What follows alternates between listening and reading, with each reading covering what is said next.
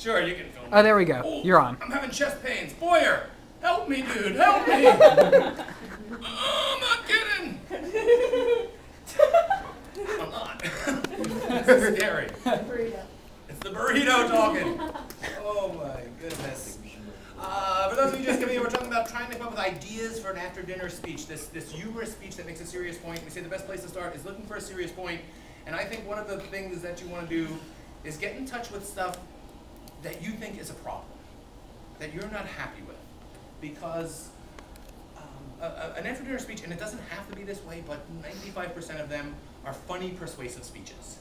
And a persuasive speech is designed to change something. We're trying to make the world a better place in some way. And so you want to find stuff that you think needs to be changed. So this list that you create of stuff that pisses you off are things that I assume you would like to change. Another variation on this brainstorming technique is pretend you're God. This is fun too. You are the almighty power of the universe. You can snap your finger and make stuff happen.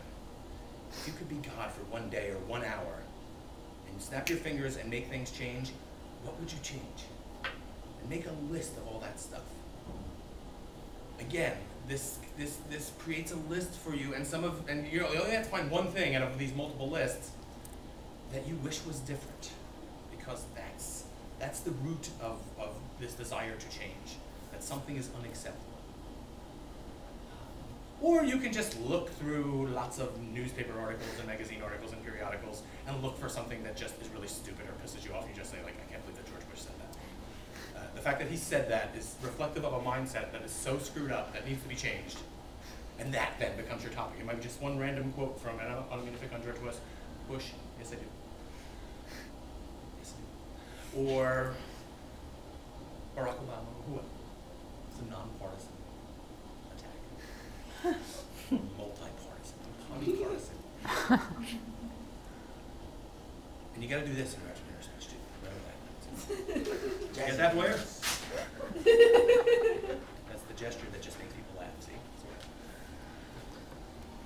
Whatever it is, you got to find something, that serious point that you're going to build your speech around. And sometimes one of those things on your list is not in itself the topic. One of my pet peeves, as I said before, are the people who leave shopping carts in the middle of spaces at the supermarket. This makes me crazy. I shouldn't, it's irrational, but it makes me nuts. Because I see little old ladies, and they're like driving their car, and they go to pull in that spot, and then there's a thing there, and instead of backing out and just going to another spot, which isn't itself is a bummer, because then they have to walk further, and that's not fair for old people. But they stop and they put the car in park, and they get their carcass out of the car. And they move the thing, and they get all the way back. In the meantime, I'm sitting behind them like, come on, lady, hurry up, I'm out of park, too.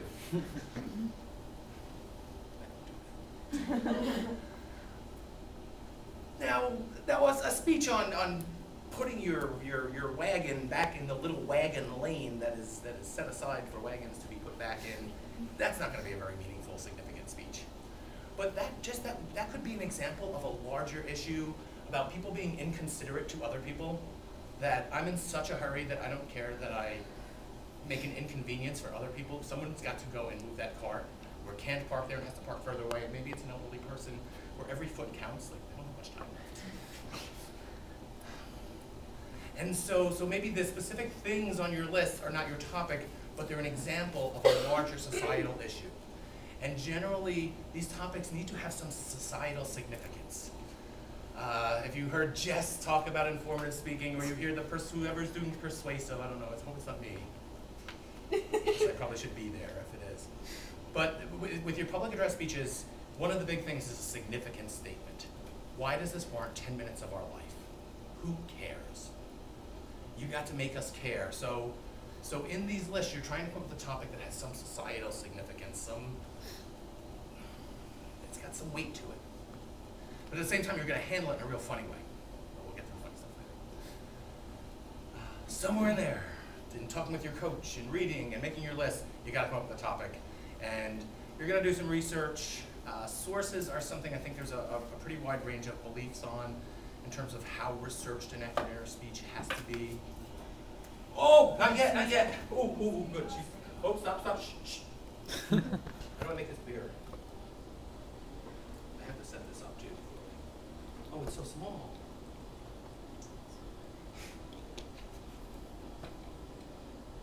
I exit full screen and it actually got bigger. We're gonna come back to this.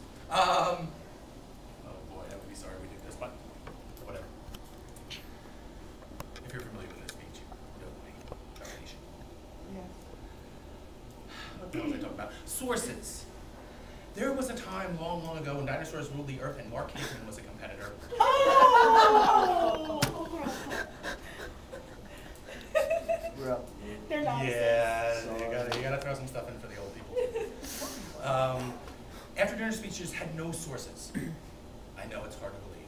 It was just a written narrative speech and there was no research involved, or at least no cited sources. Somewhere, and Mark Hickman can tell you the day it happened, it was some BC date, where someone just broke that norm and put a source in their after dinner speech and won the national championship. And the next year, everybody had sources. And now it's become expected by most judges. I am not one of those judges. I think there are certain things, information that needs to be sourced and referenced and documented, where you got this from. But I don't think it's a requirement of the speech. But I'm a fairly small minority.